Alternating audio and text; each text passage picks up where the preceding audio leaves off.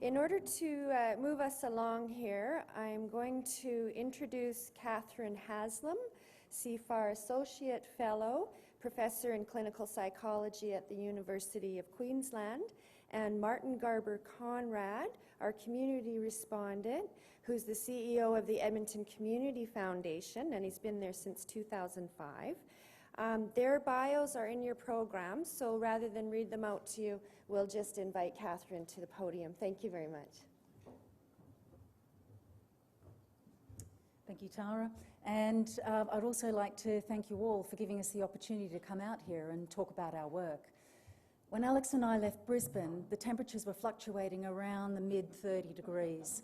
So hitting Edmonton at -20 was a bit of a shock to the system.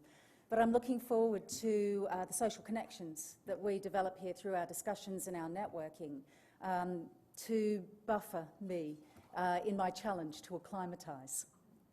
So in my presentation, I want to extend on Alex's talk to focus more specifically on how the social identity approach actually can drive our interventions that can aim to protect health and well-being. And in doing so, in this presentation, I have two main points that I want to make about interventions.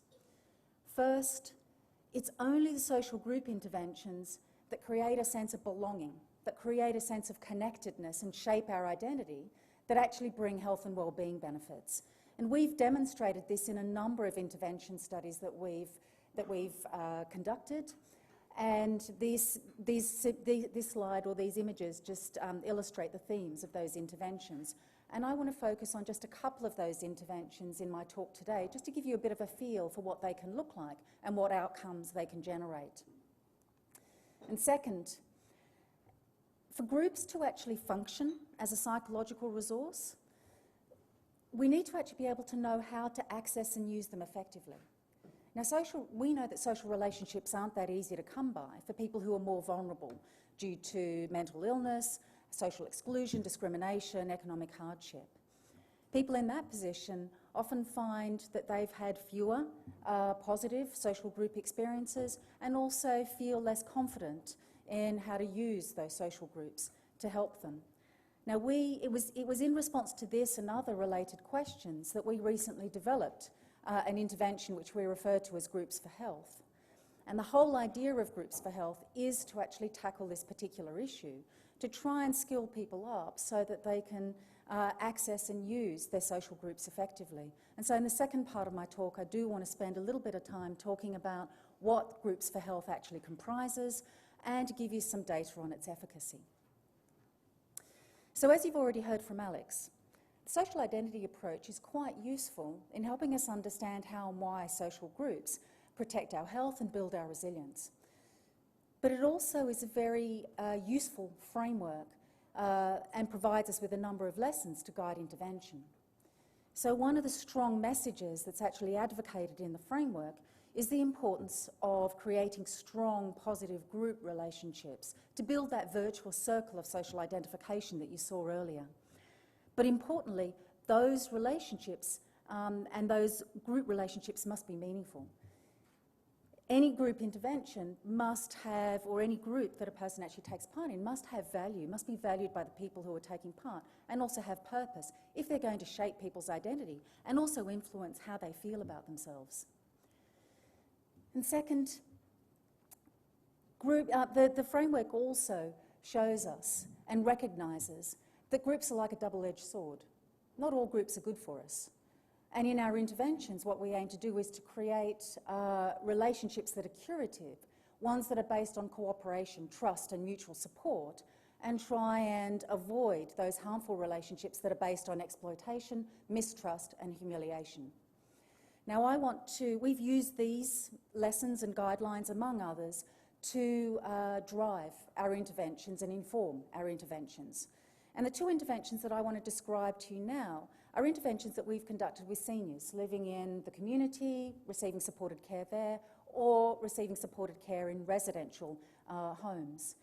And these two interventions that I'm going to be focusing on, I've chosen because they can be readily adapted to a range of different contexts and different populations.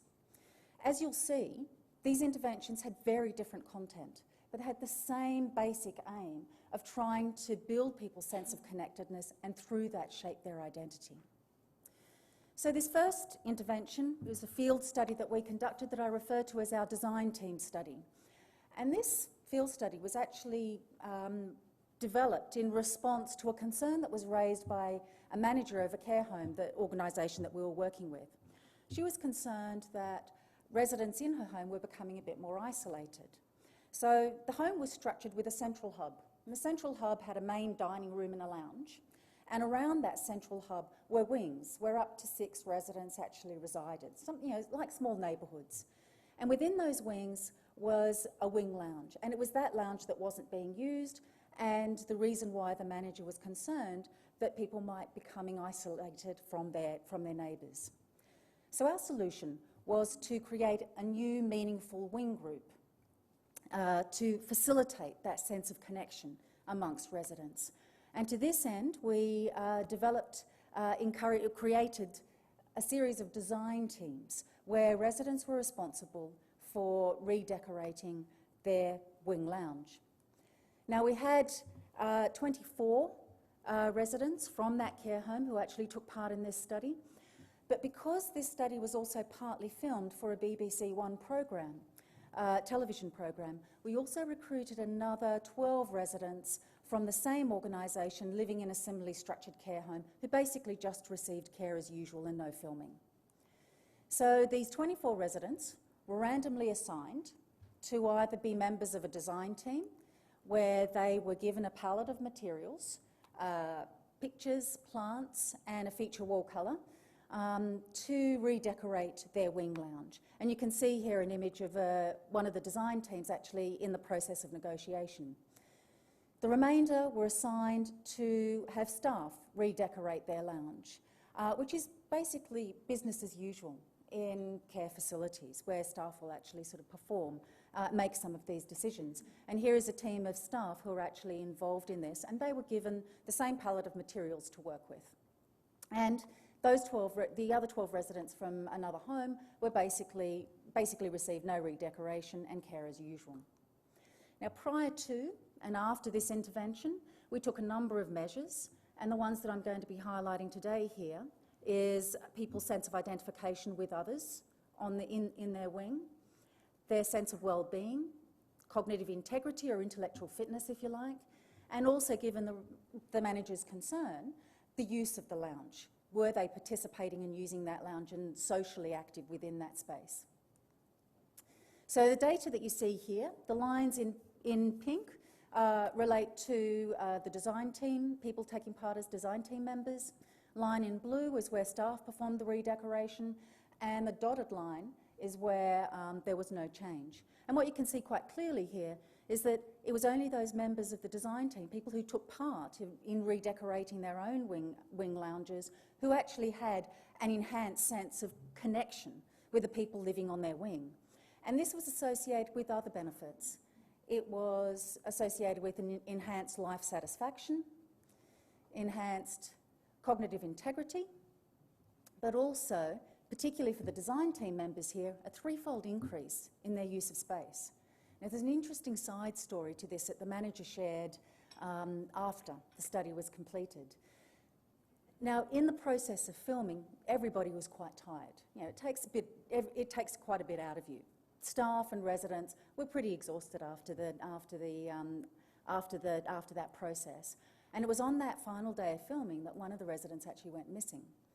And the staff phoned the manager, who was beside herself with worry, wondering whether she should have initiated this, had she pushed her staff and residents too far, should she have even taken part in this study. So she asked the staff to perform one last check before thinking about phoning the police. And in the process of that final check, the staff made one final check of the resident's room. And to access the room, this time they actually switched on the light to the wing lounge before entering her room. And there they saw this resident sitting in the corner, comfortably, smiling to herself, admiring the work that she and her fellow design team members had actually performed earlier that day.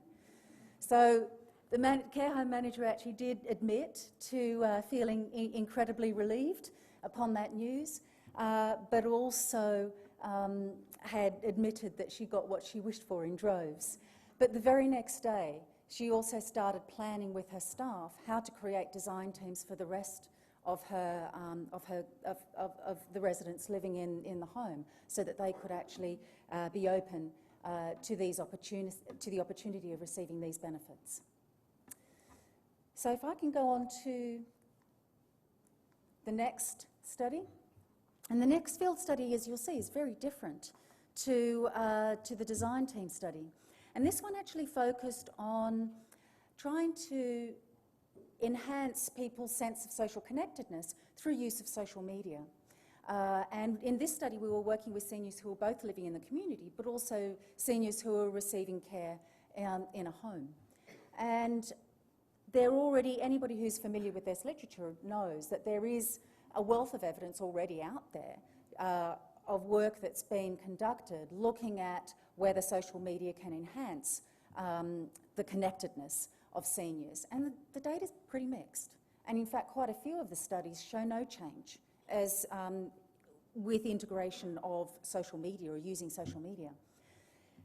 Our thinking on this was that there wasn't that much investment in those studies on helping people to use social media as a resource. And so that's what we decided to do in this particular study, was to actually provide a 3-month training program to help people who were novices in using computers and using social media as to how to actually use it as a resource. So our participants here were 76 seniors, and you can see their partner status here, and of those people living in the community, most of them were living alone. These seniors were randomly assigned to receive care as usual, or what we referred to as the Easy PC intervention. And Easy PC is a computer platform that was developed by the care or IT people working in the care organisation that supported this study. And it basically, you can see the image of the platform down here, which basically is a simpler display screen. Few icons that are larger, and this also contained a touch screen for ease of access, hence the reason for referring to this as Easy PC. And our social media training with this platform actually involved helping people and trialling use of email, Skype, Facebook, and in some cases it extended to chat rooms. Now, prior to and after the intervention, our measures here focused on social network activity, people's health and well-being, but also we were interested here in the mechanisms through which the training might have actually enhanced health. So you can see here the data, and it's pretty clear if you look at the red bars here for the people who received Easy PC training, it's the training that's actually resulting in an increase in people's social network activity, and we're also seeing enhancement in people's cognitive performance here. And this is pretty consistent with the qualitative feedback that we received from participants and also their family members, with people saying that they're now having better relations with groups of others, such as their family, but also people indicating that they gained greater confidence in using social media, no longer being a technophobe. Now, we were also particularly interested in the mechanisms or the pathways through which training might have actually enhanced these outcomes. And you can see here our outcomes of cognitive performance, mental health, and quality of life.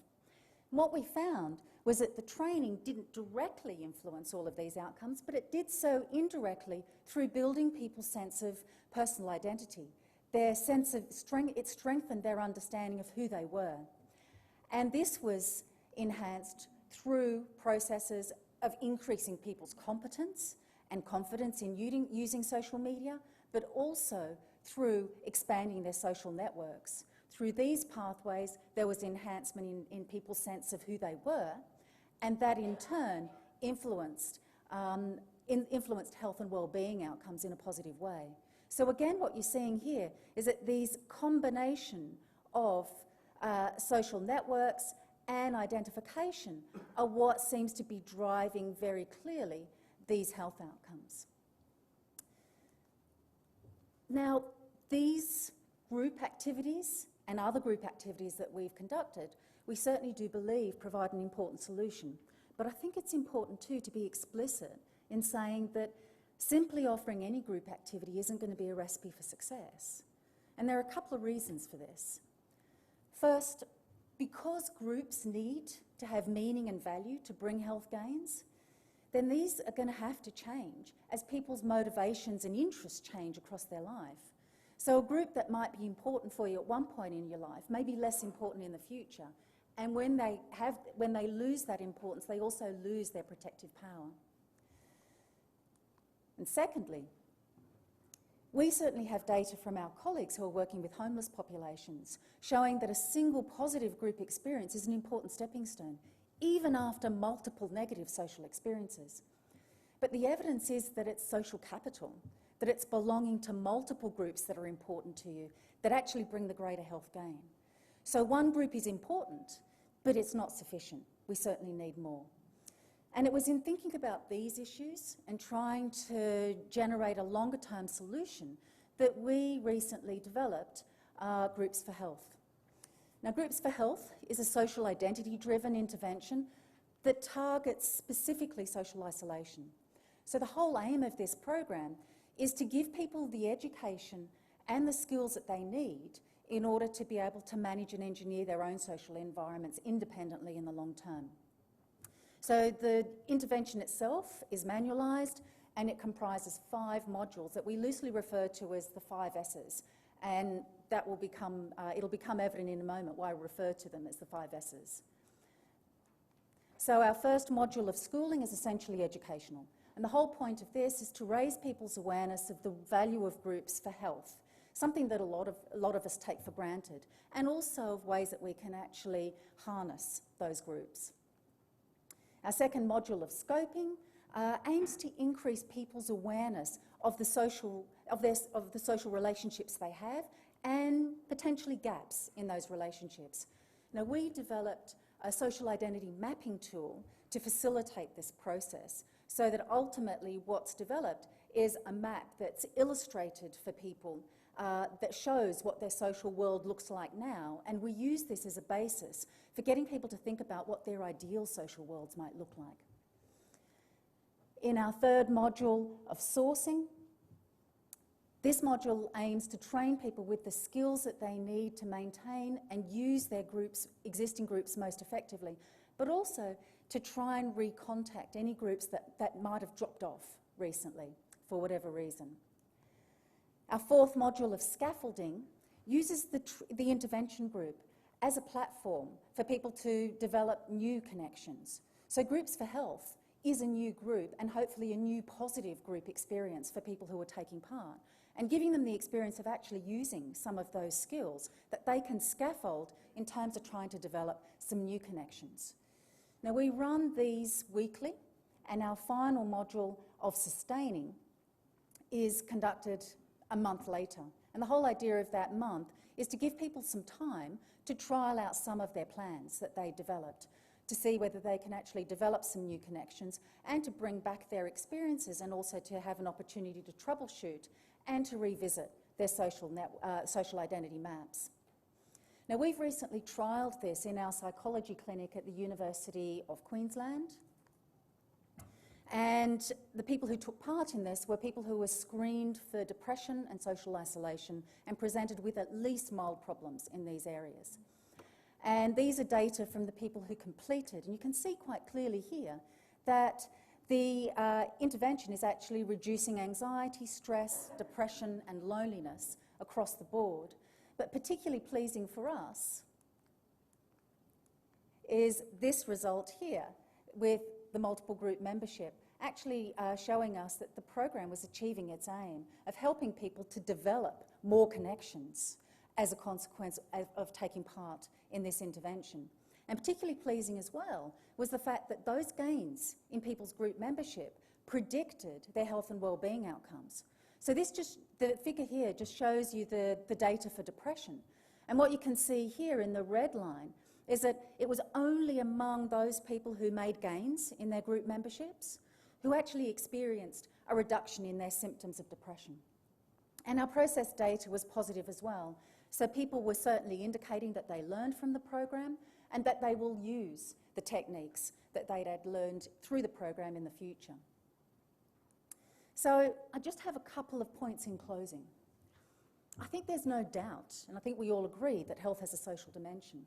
But I think we need to start moving away from thinking about health as a problem solely residing in individuals. Often we're much better off thinking about solutions for the health of managing the health of neighbourhoods and communities. And the beauty of the social identity approach is it provides us with a framework to understand that social dimension, but it also provides us with some guidelines as to how we can use social groups as a psychological resource in the context of intervention.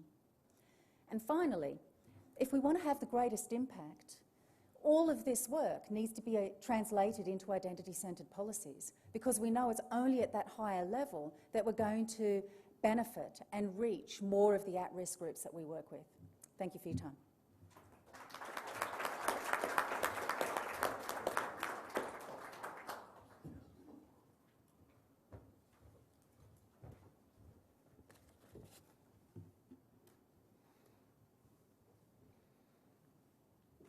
In the community sector, the value of social group interaction was expressed with particular clarity almost exactly 20 years ago with the publication of Robert Putnam's Bowling Alone. We know how important civically engaged communities are to democracy and indeed to health. The value of social networks to people working and living in communities is evident.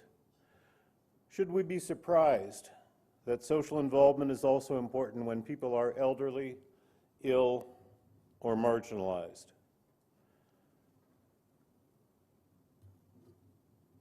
Perhaps even more so.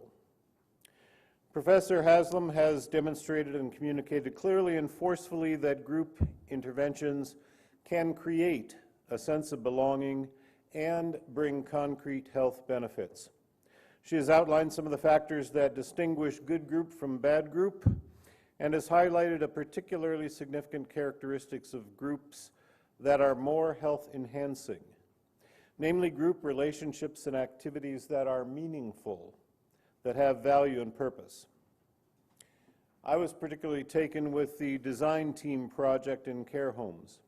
Not only did the intervention participants perceive the experience positively, but they demonstrated improved cognitive functioning. What struck me as even more telling is that the actual use of the lounge they helped design increased. The computer training experiment was also compelling, and I think bodes well for the future as more of our aging population has some familiarity already with computers and the internet. It should make training easier and perhaps increase the capacity for more sophisticated activities. Hacking North Korea, perhaps, anyway. And although I personally don't see the appeal of Facebook and all those other sites that teens use instead now that their parents have discovered Facebook and made it so uncool, I can certainly see the value of virtual social relationships of the sort that I maintain with old-fashioned email, and hope to continue as my mobility decreases and face-to-face friends thin out. In any case, Professor Haslam has done us a considerable service by providing solid evidence of the value of these interventions not only to feelings of well-being, but to more concrete health benefits like cognitive performance and mitigation of depression. And finally, she has reminded us that, like many health-enhancing interventions, they work best when multiplied and continued over the long term.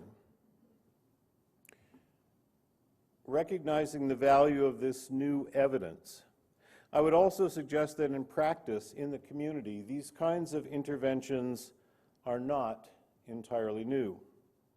The area with which I am most familiar is housing for people with mental illnesses and other challenges. Although not excluding medical interventions like drugs and talk, more than one housing program we designed placed particular emphasis on social group interventions, particularly ones that had meaning for the residents. At least part of that meaning resulted from an external community service focus. Rather than bringing health services into the facility, Residents were encouraged to reach out into the community for the health and social services that were already there, and I think this is the crucial part, and to give back by themselves providing meaningful service to others in the community. Maintaining the neighborhood rink, for example, staffing the neighborhood cleanup day. In fact, even the project service providers provided services also to the community. As I recall, guitar lessons were one of the favorites. We are so fortunate now to have this sound evidence of the value of several social interventions as a result of the work that Professor Haslam has described. When we look at this exciting new evidence, as well as significant, if far from majority, community practice, I believe we are nevertheless faced with a serious question. One hesitates to claim a large trunked animal in the corner of the salon, but knowing how well this style and philosophy of intervention works for a variety of illnesses and conditions, why do we do so little of it? Why, for example, is medicine almost entirely individual? Even mental health treatment. Oh, we do have groups, but they're pretty far from social groups, and they're not usually overly endowed with meaning. We can see why acute care focuses primarily on individuals, but why elder care? Why do we insist on saving money by cutting staff and staff training that could make this social group work possible? Why do we so often leave social interventions to volunteers or families? And when it is so challenging to get this right with people who can afford quality care in government-sanctioned settings, how about all the people, some just old, and many, many with mental illnesses, who receive only minimal care of any kind in the community, or who depend on charity, or who receive their absence of mental health treatment only in prisons? There are even people who can't afford a computer, hard as that is to believe. So having learned from Professor Haslam's excellent work several interventions that improve both quality of life and actual health, interventions that do not seem to be particularly expensive, interventions which fit in with at least some streams of community practice, how do we make the policy changes necessary to get more of this happening, and soon? That is, I believe, the question we need to put our minds to if we are seriously committed to social innovation. We do have the technology. We know how to do this. We now have the evidence of impact, outcomes, results. We know that it works. How do we get the will to do what we ought to do for and with our parents now, our friends and colleagues in a few years, to say nothing of all the ill, marginalized, and disenfranchised people we probably don't know as well? Does evidence ever inform policy? How long must vulnerable people wait for what we know is a better way? Kath is absolutely right. What we need is this ability, this commitment to translate into identity-centered policies to optimize benefits for at-risk groups. Thank you.